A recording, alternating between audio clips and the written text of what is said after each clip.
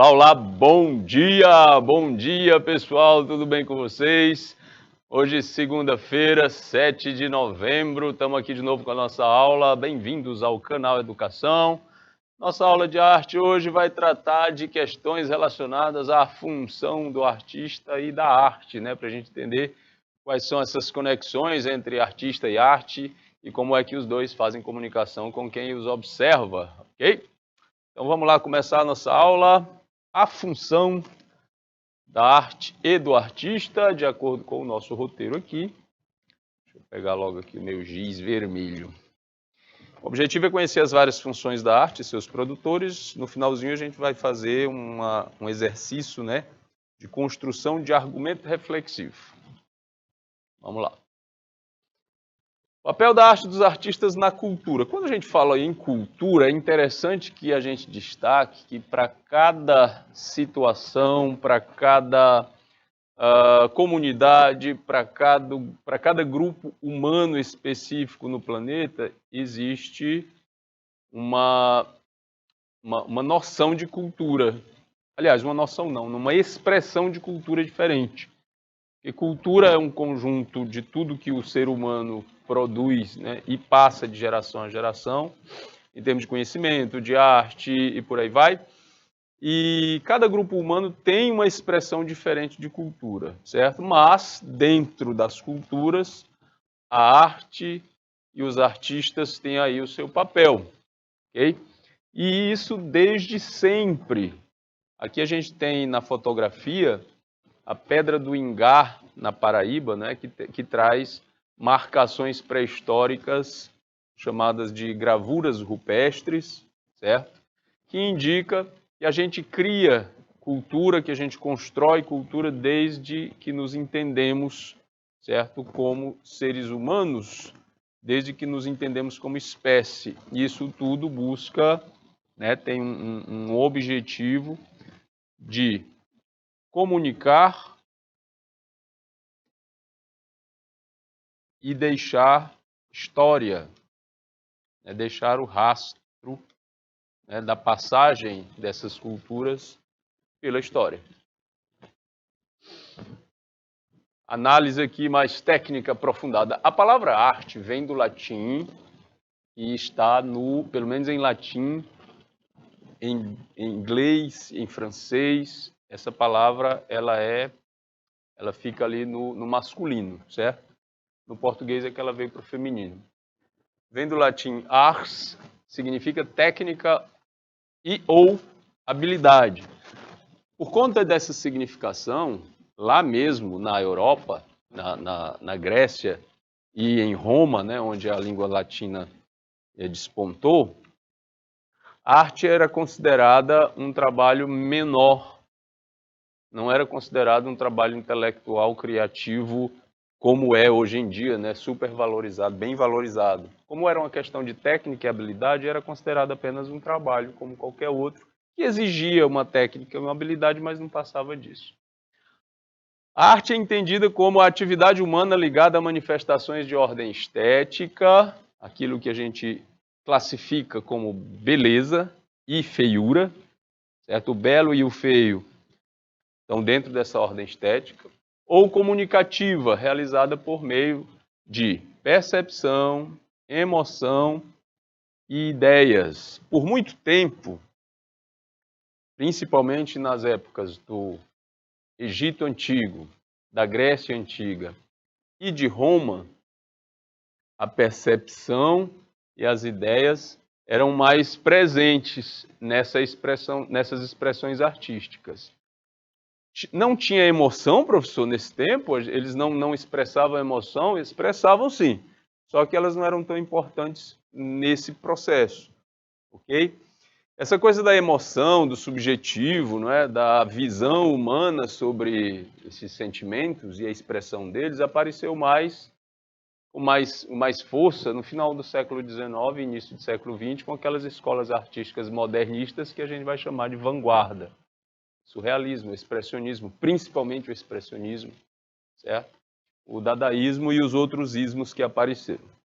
Com o objetivo de estimular essas instâncias da consciência e dando um significado único e diferente para cada obra, a gente vai ver aqui como que o cérebro humano trata a produção artística em cada área dele. Então está aqui, né, os pontos coloridos que vocês veem aqui no córtex cerebral e as áreas que relacionam comportamento e emoção, fala, movimentos coordenados, movimentos básicos, tato, associação visual, visão e audição.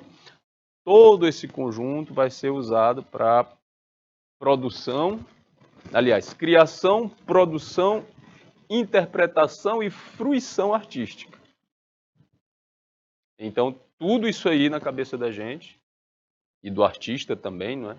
É usado para a produção artística. Ou seja, a gente pode concluir com isso aqui que a arte é uma atividade que mexe com a cabeça toda, certo? Com todo a nossa experiência do pensar.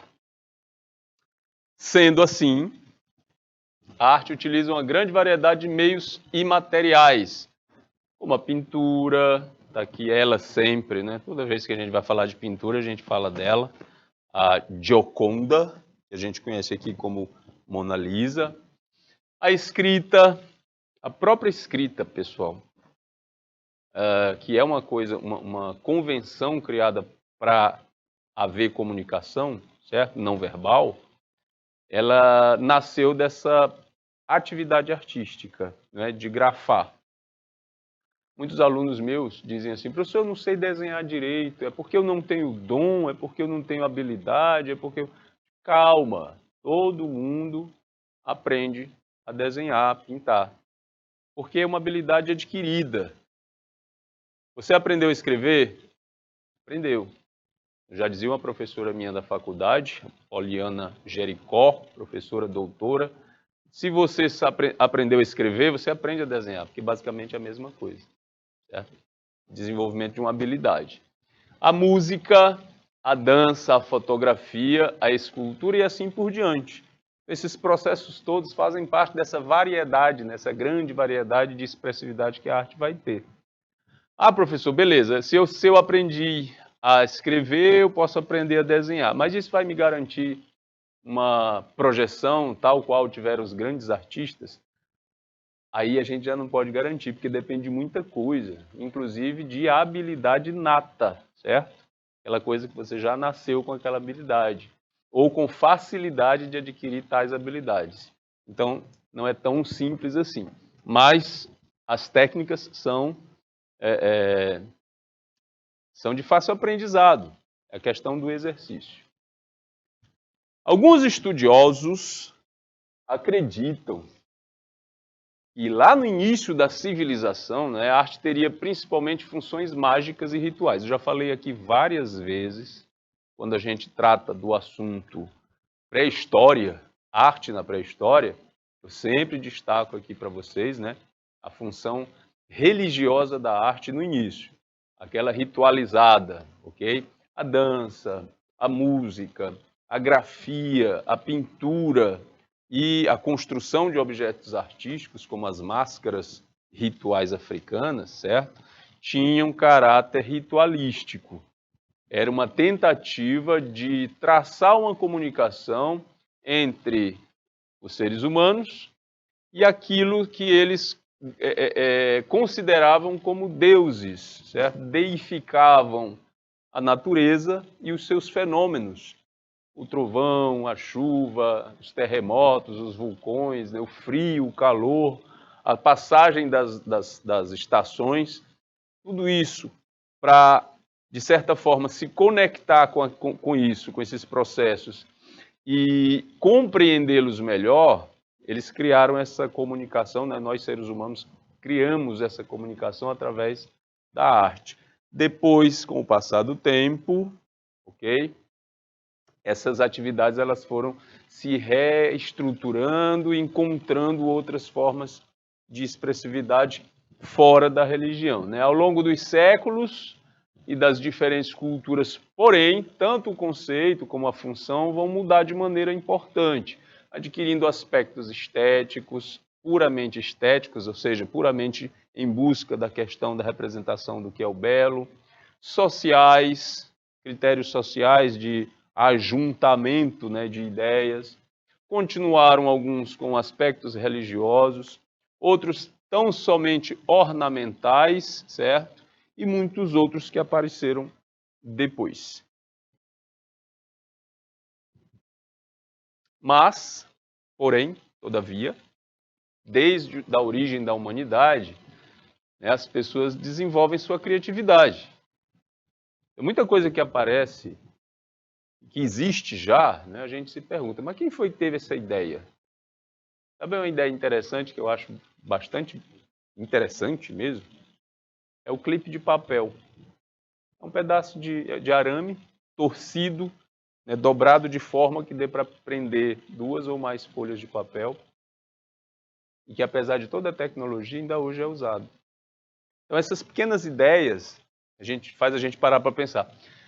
Como é que a pessoa teve essa ideia? Como foi que surgiu na cabeça dela? Isso é uma propriedade humana, questão da criatividade. Certo? E desde a nossa origem, que essa propriedade está em atividade, né? Uns vão usar essa criatividade para expressar sentimentos, outros para educar, outros ainda para sobreviver financeiramente. Mas todos, porém, desenvolvem uma cultura. Essa palavra cultura, eu falei antes, né, sobre a questão de passar experiências e vivências de geração em geração, mas ela também vem do latim, que a nossa língua é uma das 5 línguas neolatinas, aquelas que derivaram do latim clássico, do latim clássico passou para um latim vulgar, do latim vulgar foi se misturando e foi dando no que a gente conhece hoje como português, espanhol, italiano, francês e romeno. Então, a palavra cultura vem do latim colere, significa cultivar. Aí remete àquela questão lá da pré-história, né, do início da agricultura.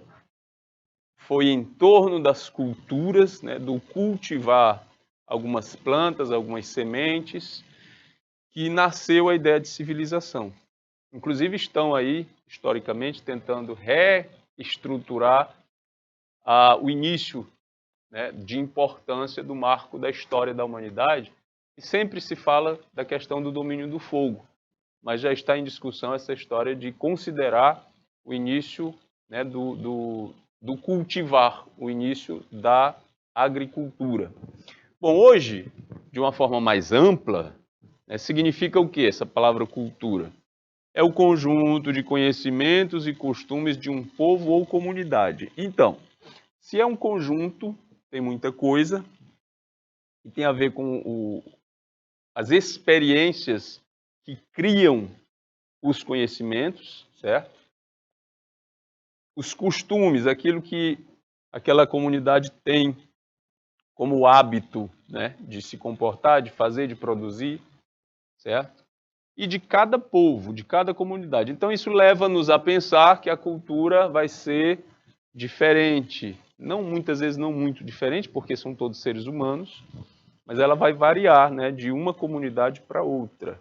Se você prestar atenção, se você for assim, um pouco mais investigativo, você percebe que não precisa nem ser de um povo para outro. Muitas vezes, a cultura da sua família é diferente da cultura do vizinho do lado.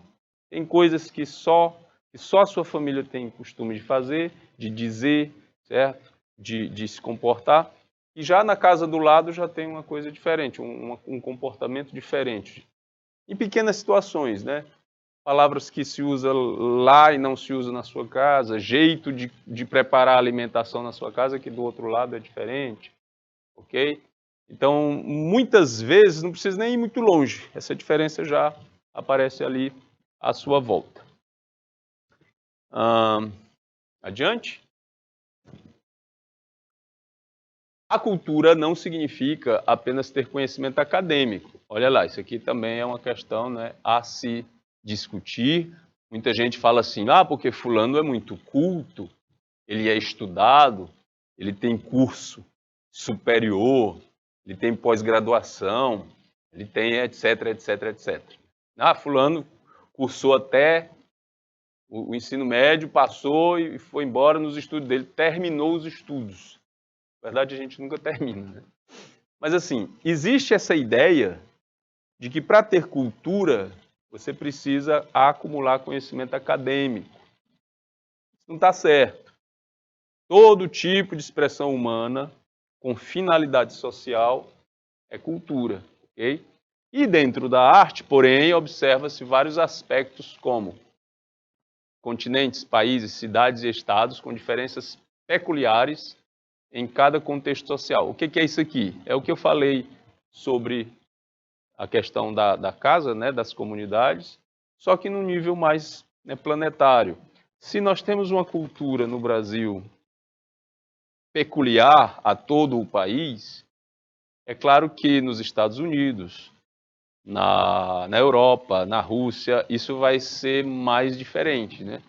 Aí isso vai implicar em situações de expressividade no cotidiano, o jeito de vestir, o jeito de falar, não só o jeito de falar, mas o próprio idioma, né, que faz parte da cultura, isso vai se diferenciando, certo?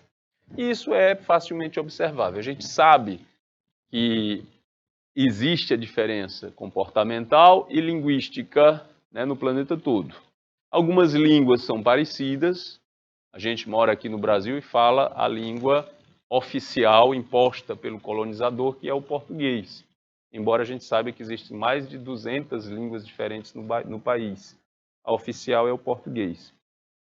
E a gente nota que o nosso português é parecido com a língua dos nossos vizinhos, que falam espanhol, porque nós temos a mesma raiz latina, ok?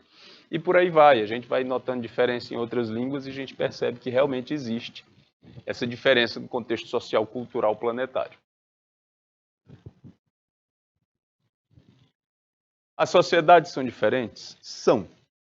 Em algumas delas, as pessoas consideram que a arte pertence à pessoa que criou. Okay? Tem alguém que chega, tem comunidades, né, que pensam assim: a arte pertence a essa pessoa aqui que criou essa expressividade artística. Certo? Esse é um conceito de propriedade de arte como valor de mercado e de direitos autorais. Esse conceito aqui é o que a gente encontra no mercado de arte, do tipo, a pessoa fez uma música, certo? E ela pertence a essa pessoa a partir do registro que ela faz, né, do direito autoral. Então, o que é isso no mercado artístico? Toda vez que alguém for cantar essa música, for usar essa música para alguma coisa, ela precisa pagar esses direitos autorais, porque aquela música pertence àquela pessoa, certo? Da mesma forma, uma ideia, da mesma forma, um invento, o design, né, de algum objeto.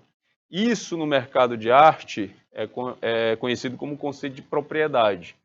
Okay? E essa visão, geralmente, da maior parte da cultura ocidental, que é a cultura do lado de cá, diz que um trabalho artístico é propriedade do artista. É o conceito da exclusão do acesso a esse capital privado. A gente vê muito isso. Professor, mas tem artista que abre mão disso? Olha, tem um produtor, cantor e instrumentista brasileiro chamado Sivuca, que fez o seguinte: ele pegou toda a obra dele, vocês podem depois pesquisar melhor sobre ele, tá? Sivuca. O que ele fez? Toda a obra musical dele está disponível na internet para qualquer pessoa utilizar, de graça. Então ele abriu mão do que a gente chama de direito autoral, quebrando, né, esse paradigma do mercado de arte, certo?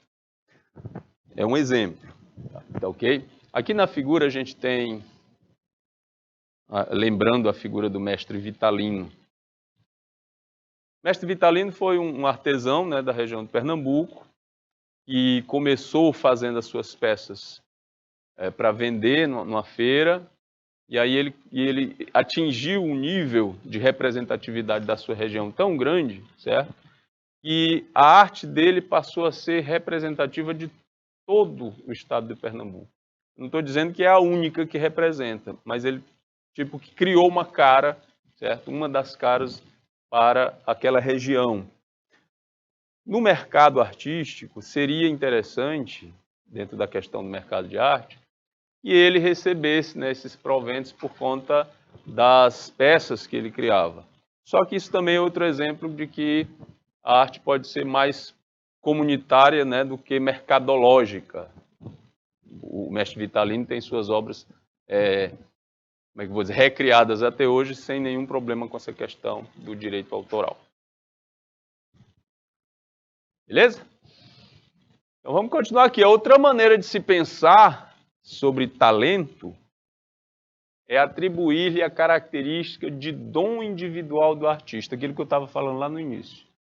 Mas é outra maneira de se pensar sobre essa questão do talento. É você chegar e dizer que o artista tal tem um dom individual. Dom vem, né, é uma palavra que indica aquilo que foi dado para a pessoa. E quem foi que deu? Geralmente é uma força superior. A gente pode dizer que é um dom divino, ou um dom natural, certo? Os povos judeus, cristãos e muçulmanos, eles pensam dessa maneira sobre a questão da arte. Os povos judeus, os povos cristãos e os povos muçulmanos, que não são tão diferentes assim em termos de religião, né? São religiões da mesma raiz, eles pensam a questão da arte sobre esse foco do dom individual. É um conceito individual na criação, mas não obrigatoriamente no acesso à coisa criada. Ou seja, o artista tem o dom de criar, mas o acesso ao que ele criou não é restrito a ele apenas. Curioso é que, mesmo pensando assim, aqui no fundo a gente tem uma figura de uma pintura da época da Idade Média, certo? Onde as representações eram restritas às questões divinas e o artista era anônimo. Como assim, professor? O artista ele não assinava a obra, ele não aparecia como criador do processo. Ele era considerado uma pessoa com uma habilidade individual, né, que vinha desse dom divino, mas ele não era reconhecido como autor. Ele não tinha direito nem de assinar. Isso acontecia também no Egito Antigo. Você não vê nenhuma obra egípcia com a assinatura do artista, com o reconhecimento daquele que fez, embora essa habilidade seja reconhecida como um dom. Na Idade Média, que durou do século V até o século XV, foi de 476 depois de Cristo até 1453, todos os artistas criaram e recriaram sem o reconhecimento sequer da sua habilidade. Por quê? Eles estavam criando para Deus. E, portanto, os créditos tinham que ir para quem deu o dom e não para quem recebeu. Diferentemente da Grécia Antiga, onde os artistas tinham reconhecimento, sim, do seu dom, certo? E da sua autoria. Eles ganhavam, né, os créditos por aquilo que eles faziam, por aquilo que eles pintavam, por aquilo que eles esculpiam. Isso vai voltar no Renascimento. Depois dos quase 1000 anos da Idade Média, aí o Renascimento vai voltar a reconhecer o trabalho dessa pessoa que tem essa habilidade. Por quê? Por causa de uma característica muito forte no Renascimento, que é a do humanismo, que vai reconhecer o ser humano como um processo importante dentro da criação. Certo? Aí a arte vai ter uma função, vai deixar de ter uma função meramente religiosa na Idade Média, para ter uma função mais social também no Renascimento, certo? E o artista passa a ser não só vamos chamar assim, né, um servo de quem domina a questão da religião, certo? Aqui ficou meio, aqui é um R veio servo. E para ser um agente daquilo que ele mesmo produzia, certo? Aí a função vai mudando um pouco. Isso foi lá, né, que eu acabei de falar, foi lá na Idade Média, numa sociedade diferenciada, tanto no espaço quanto no tempo.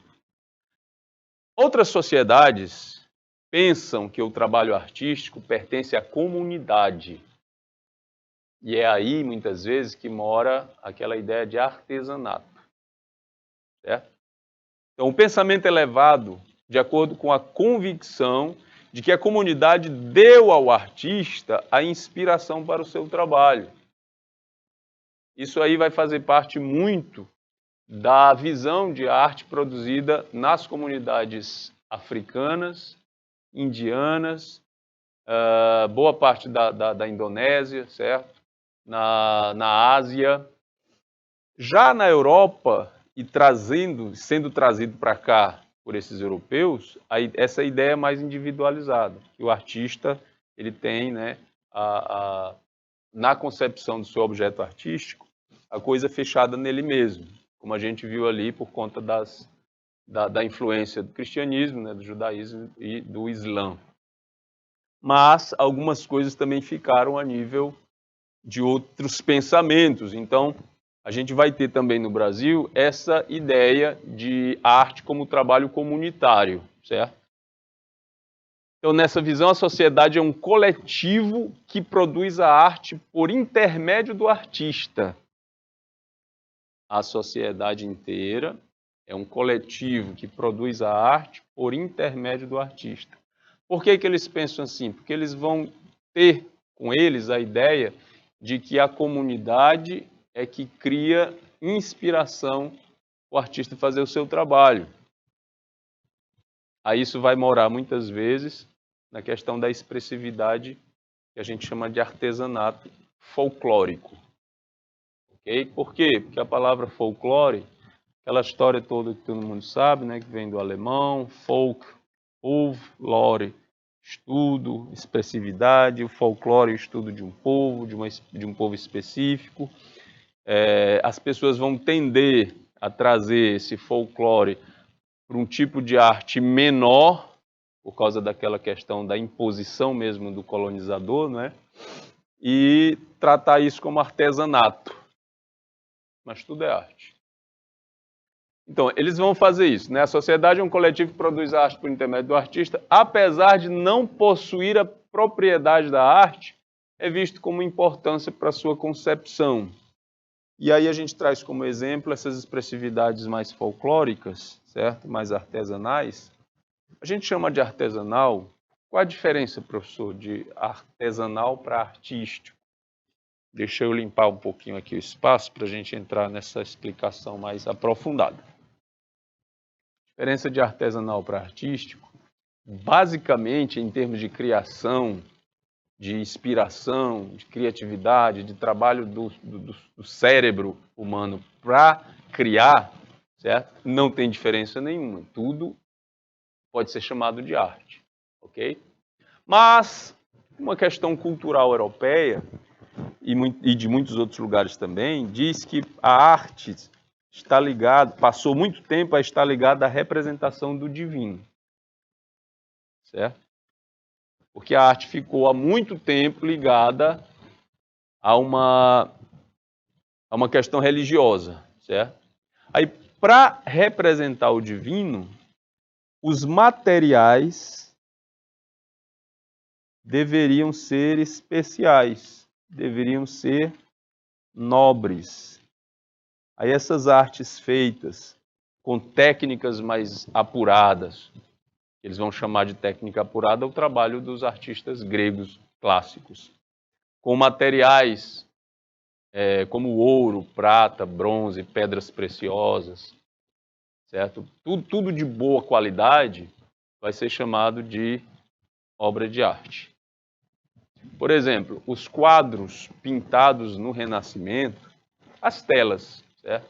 Elas apareceram no Renascimento.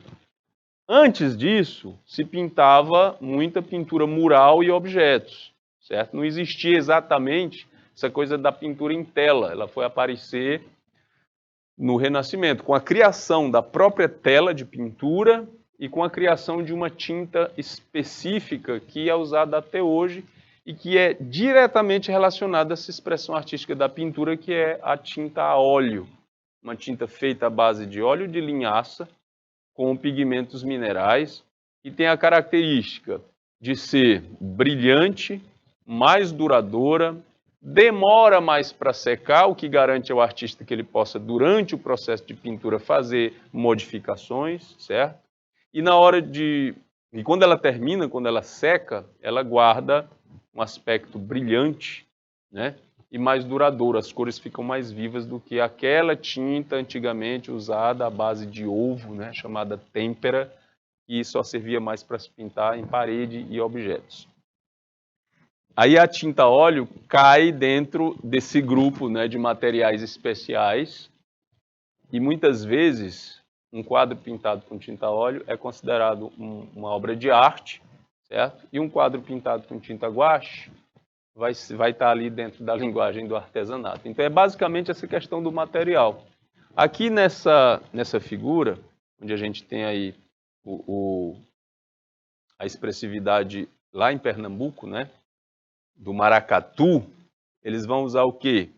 Tecidos coloridos, lantejoulas, eles vão usar materiais simples, alguns até sintéticos, né, porque com a invenção de alguns materiais plásticos, eles puderam ter o brilho que o ouro, que a prata tinha antigamente, vai ser conseguido através de materiais sintéticos e plásticos, tanto aqui nessa cabeleira quanto na manta, que vai dar o que eles procuravam antigamente, que era o brilho desses materiais. Então, como são materiais mais simples, aí cai dentro da linguagem comum do artesanato. Ok? Porque é mais barato, é economicamente mais acessível.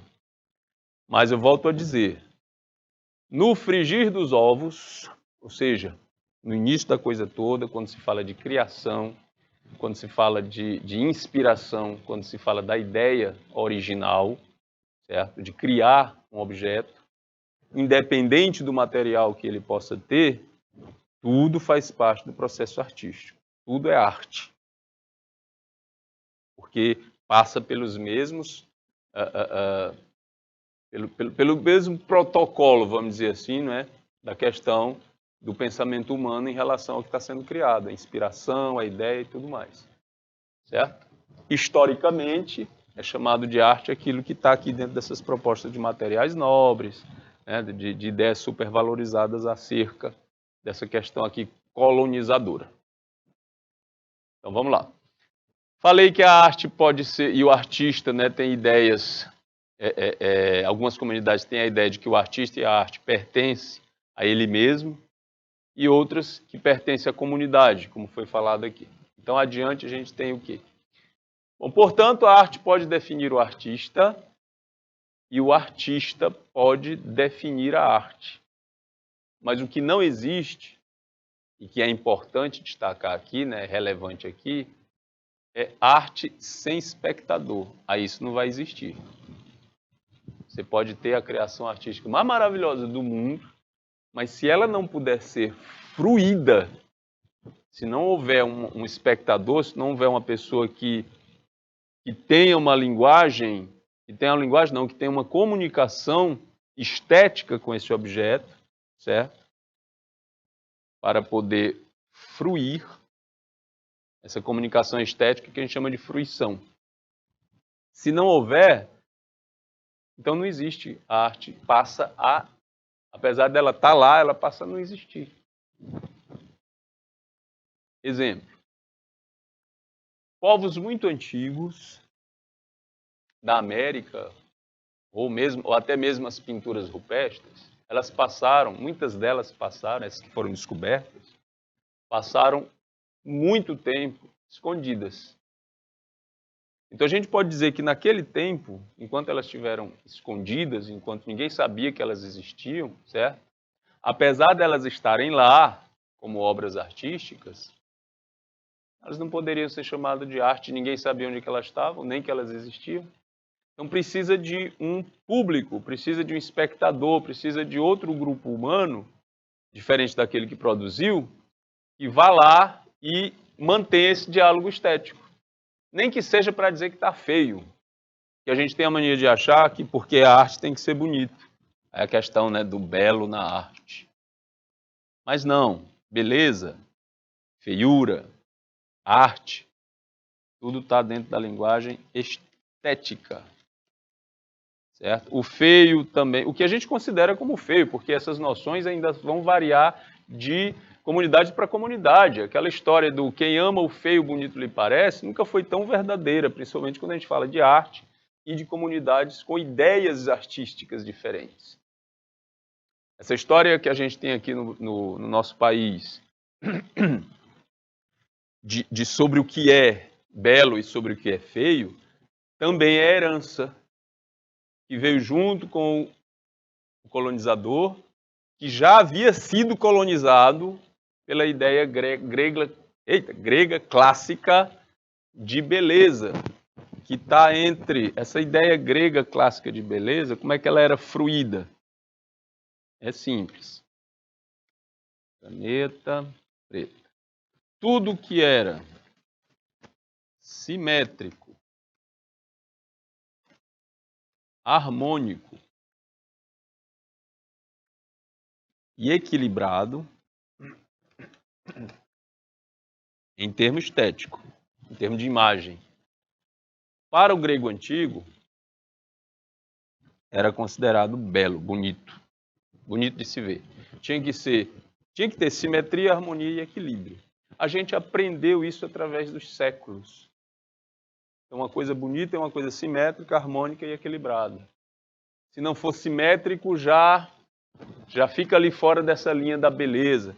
Se não for harmônico, já fica também meio fora. Se não for equilibrado. Então, essa tríade aí, certo? Reinou absoluta e ainda hoje tem um peso muito forte nessa noção que a gente tem de beleza. E é o que cria nas pessoas essa necessidade de buscar essa simetria, essa harmonia e esse equilíbrio. A partir, aliás, de um modelo europeu grego clássico. O que você acha que as pessoas se acabam na academia para ficar... É para ficar forte? É só pela saúde? Também. Não vou ser aqui radical, mas também. Mas na maioria das vezes, é só para ficar o mais parecido possível com aquele modelo que está sendo representado em todas as mídias. Que é o chamado modelo standard, né? O modelo padrão. Então isso tem uma comunicação muito forte com a gente, sem a gente perceber muitas vezes. Certo? Isso cria situações de percepção que podem mexer com o teu psicológico. Porque a gente aprendeu que se é bonito, é arte. Mas para ser bonito, tem que ser simétrico, harmônico e equilibrado. Se não for, a gente taxa logo como feio, né? O diferente disso vai ser feio. Mas o que a gente deve entender é que, em termos artísticos, tanto o feio como o bonito faz parte de estética. E estética é a linguagem preferencial da arte para comunicar. Certo? Resumindo, não importa se para a sua concepção ou para a nossa concepção é feio ou é bonito. A arte vai trabalhar com as duas linguagens. E com o meio da coisa também. Ok? Bora lá. No que a gente estava falando aqui, não pode ter arte sem espectador, sem alguém que observe a obra, sem alguém que comente a obra, sem alguém que critique a obra, e assim, somente assim, atribuir a essa obra o valor de arte. E outra coisa que acontece bastante é quando a gente fica se perguntando o que é arte. Ou se isso aqui é arte, ou se aquilo ali é arte ou não. Por que a gente se pergunta muito isso? Por causa dessa herança que, né, da proposta de que a arte tem que ser bonita. Vou passar aqui para o próximo slide para mim falar mais dessa questão. Né? Aqui nesse quadro, a gente tem a criação de Adão, feito pelo Michelangelo di Lodovico Buonarroti Simoni, conhecido mais como Michelangelo. Essa proposta aqui do Michelangelo, certo? Ela já fugia um pouquinho dessa coisa de equilíbrio e harmonia, né? E simetria. Eles eram um pouquinho mais exagerados, principalmente na formação dos corpos pintados. Michelangelo, ele pintava tanto homens como mulheres, ele pintava com a mesma estrutura masculina. Muitas vezes você olha para uma peça, para uma imagem do Michelangelo na Capela Sistina, que é onde se encontra essa imagem aí, muita gente pensa que essa imagem é um quadro, mas não. Ela é uma pintura em afresco no teto da Capela Sistina. E tem muitas outras imagens em volta dela. E muitas vezes as imagens femininas só são reconhecidas por causa do volume dos seios. Porque tanto o rosto quanto a estrutura corporal, o Michelangelo vai fazer tudo muito parecido com o corpo masculino. Isso já foge um pouquinho à questão do equilíbrio e simetria lá da ideia grega. E a gente está falando de um Michelangelo do Renascimento, certo? E o que acontece? Mesmo assim, como é uma obra clássica, a gente tende a taxar, né, a já dizer que isso é uma obra artística. Bom, o objeto artístico não traz a etiqueta que define ele como arte. E arte, tampouco, é uma questão de gosto pessoal, de julgamentos subjetivos.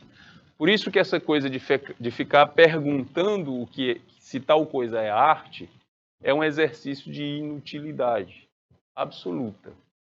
Okay? As expressividades artísticas, quando você faz essa pergunta, mas isso é arte? Muitas vezes você faz a pergunta porque aquela expressão artística não foi de encontro com a sua expectativa apreendida sobre harmonia, equilíbrio e simetria que você cresceu, né, valorizando, aprendendo a valorizar como arte. Certo? Bom, é preciso conhecer tanto o objeto como o meio cultural, tempo e o espaço em que ele foi produzido. Então, a fruição artística, o exercício de fruir um objeto artístico, de construir uma comunicação estética entre você e o objeto, mora no conhecimento da cultura onde aquele objeto foi criado, aquele objeto, aquela pintura, aquela expressão, e na época, para você levar isso em consideração, certo? E outra, já estar diante do processo lá, considerando como arte. Tanto o bibelozinho esculpido em madeira rapidamente, que representa o cabeça de cuia no Mercado Central de Teresina, quanto a Capela Sistina, que é um templo católico pintado de cima a baixo, no teto, nas paredes e no altar, por um único artista. Certo? A capela levou 4 anos para ficar pronta, essa pintura. O Michelangelo foi contratado para pintar isso daí, e ele entregou o inesperado, né? Os padres que contrataram o trabalho dele não esperavam que fosse uma coisa tão expressiva. E ele vai quebrar aí um pouquinho dessa harmonia, como eu já falei, harmonia, equilíbrio e simetria, e vai criar uma coisa muito mais expressiva do que se fazia antes. Por isso que a gente também diz que o Michelangelo, além de ser um artista renascentista, ele tem um pezinho lá no chamado barroco. Então ele pode ser considerado um precursor do barroco, dada a expressividade, a dramaticidade e a teatralidade que ele dava para a pintura dele. Okay? Então, resumindo, para você dizer que alguma coisa é arte, certo? Você tem que entender que precisa passar por esses processos. Entender, certo? Esses conceitos. Não é porque você gostou que é arte, não é porque você não gostou que não vai ser arte. Certo? Adiante. As artes são muitas vezes divididas em categorias específicas, tais como artes decorativas, artes plásticas, arte do espetáculo e literatura. Assim, por exemplo, pintura é uma forma de arte plástica e a poesia é uma forma de arte literária. E muitas vezes a gente esquece isso. Quando a gente fala de arte, a maioria das pessoas imagina um quadro pintado, pendurado na parede de um museu. Parece que a significação da coisa toda fica restrita a esse tipo de coisa. E outra, muitas vezes a gente fala em arte e a pessoa imagina algo inacessível, quando na verdade ela está no nosso dia a dia, o tempo inteiro. Então, do design desse objeto aqui, que é usado para eu riscar aqui na tela, dessa bancada, da bata que eu estou usando, do próprio design da tela que eu estou usando aqui, certo? De como esse estúdio foi projetado, né? Das câmeras que estão aqui na minha frente, tudo isso passou por um estudo de design. E design é uma linguagem artística. O livro que você lê, os poemas que você lê, todos são expressividades artísticas. É claro que, se você pega um livro científico, ele vai ter um propósito específico, um objetivo direcionado. Então, não posso dizer que é uma obra artística somente a pesquisa em si. Mas, se você pega um livro científico, ele vai ter um quê de artisticidade, porque ele vai ter um projeto de uma capa, ele vai ter o design próprio para a edição daquele livro, certo? E por aí vai. Já um livro de romance, um livro de ficção, um livro de poema, ele vai estar mais ligado a essa questão de expressividade artística, porque envolve mais criatividade do que só a pesquisa, né, direcionada. Aqui é um caligrama. Deixa eu mudar aqui de novo a cor. O que aqui é um caligrama árabe, professor? Eles pegam aqui é escrita árabe. E eles pegam a escrita deles e formam coisas e formas. Aqui tem a forma de um pavão, certo? Para a cultura árabe, muçulmana, é melhor que se faça desse jeito, usando o texto sagrado para formar uma forma, do que desenhar a forma idealizada ou naturalística. Porque para a religião muçulmana, só Deus pode criar uma ave, uma pessoa. Então você não vai encontrar expressividade de ilustração, né, de figuração, né, expressividade figurativa na arte muçulmana. Principalmente depois da revolução lá do Maomé, né, quando ele criou o islamismo. Aí eles vão dar mais ênfase à geometria, né, os traços geométricos, os arabescos chamados, e a escrita sagrada, né, usando ela assim, vira e mexe como forma, certo? A função aqui é diferenciada, é direcionada. Uma forma de arte é uma forma específica de expressão artística. É um termo mais específico que a arte em geral, mas menos específico do que gênero. Então, quando você fala arte, é mais geral, mas uma forma de arte vai ser mais específico. E alguns exemplos vão incluir arquitetura. Se a arquitetura é uma forma de arte, mas não tem a ver com aquela história do engenheiro. Qual a diferença de engenheiro para arquiteto? Muita gente vai dizer assim, porque o arquiteto ele decora. Não, isso aí vai ficar com decoração de interiores, o pessoal, né, vai trabalhar especificamente para isso. O arquiteto também é conhecido como artista social. Qual é a diferença? O engenheiro, ele vai mexer basicamente com a questão do cálculo estrutural, da forma, dos materiais, certo? Para serem usados, para construir, seja o que for. Seja o que for, não é só obra, prédio, coisa para a gente morar, não. Seja o que for, a engenharia está misturada lá, até no design. Certo? A arquitetura é específica da construção. E ele, o arquiteto, além do que o engenheiro faz de pensar estrutura material, certo? E o estudo do solo, daquilo onde vai ser construído, o arquiteto vai pensar a vivência do ser humano dentro daquele espaço. Então, iluminação, circulação de ar, forma, a aparência da construção, os materiais utilizados para a decoração, certo? Isso vai ser pensado pelo arquiteto. A vivência do ser humano. Quem é que está morando naquela casa, naquela construção? Vai ser o quê? Uma escola? Vai ser um prédio de apartamento? Vai ser um prédio funcional? Vai ser um lugar para receber idosos? Dependendo disso, o arquiteto vai usar, né, a criatividade dele para traçar dentro do plano arquitetônico algo que possa ser funcional ou representativo, certo? Vamos ter a linguagem do cinema, a expressão, né, forma de arte, cinema, dança, desenho, escultura, grafite, como está aqui no exemplo, fotografia, literatura, música, pintura, etc, etc, etc. Professor, mas pintura e grafite não seria a mesma coisa? Não, eles usam as mesmas técnicas, mas, aliás, eles usam algumas técnicas, né? Eles como é que eu vou dizer? Compartilham de algumas técnicas, mas a expressão é diferente, certo? Vai cair dentro de uma coisa completamente diferente. As mídias, também são chamadas de meios, né? Para uma obra de arte ser construída, são as mais diversas, né?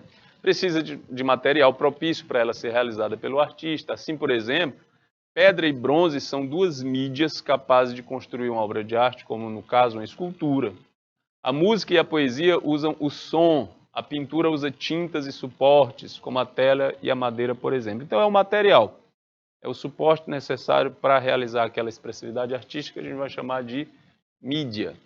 E o gênero artístico é o conjunto de convenções temáticas e estilos dentro de uma forma de arte e de mídia, né? Por exemplo, o cinema possui uma gama de gêneros, como aventura, terror, comédia, romance, ficção, etc. Tanto o cinema quanto a literatura também vai usar esses gêneros aí, já que a gente sabe que para um filme ser rodado ele precisa de um roteiro, e um roteiro é escrito por alguém que pensa aquele texto.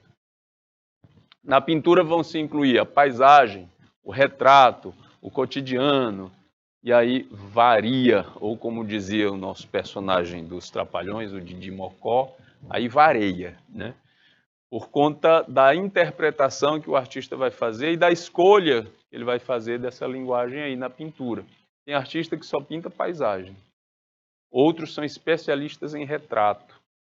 Não é o meu forte, eu gosto de pintar, gosto de desenhar, mas toda vez que eu vou fazer um retrato eu sofro, porque eu corro atrás da interpretação natural da pessoa e aquela história bem simples, né? Aquela frase bem simples, nunca sai muito parecido. Lembra, mas não sai parecido. Aí eu entro em agonia, porque eu ainda não consegui chegar nesse nível, né, da interpretação da imagem da pessoa para ser um retrato fiel. E também tem o cotidiano, tem gente que pinta o cotidiano. Como assim, professor? Uma pintura de alguém na sua casa assistindo TV comendo pipoca, num domingo. Ou no meio da semana, um sortudo desse, que pode fazer isso no meio da semana, às 8 horas da manhã. Enquanto a grande maioria está no batente, trabalhando. Então, essas são as linguagens da pintura. Na música, há centenas de gêneros musicais. Diversos mesmo. Acho que é uma da expressividade artística que mais tem, certo? É a música, com variações culturais e geográficas, que vão desde a clássica, né, histórica, até o rock. Beleza? Vamos pensar um pouquinho nesses últimos 4 minutos aí. Agora vamos exercitar, né, como leitura de imagem, né? Vamos exercitar aqui com leitura de imagem. Você vai fazer a leitura das imagens, que eu vou colocar aqui a seguir, de acordo com os tópicos, né, trabalhados daqui na aula, né? Ou seja, você vai observar cada imagem e tentar descobrir o meio cultural, ou seja, o tempo e o espaço também, em que a obra, né, de arte foi produzida, certo? A gente vai dar uma olhada e vai tentar entender o meio cultural, o tempo e espaço em que a arte foi produzida. A primeira é essa daqui, é uma pintura, um retrato do Van der Eekhout, que está no National Museum of Denmark, no Museu Nacional da Dinamarca, e a imagem é de domínio público. Então, quando a gente vê uma imagem como essa, o que a gente tira de cara aí?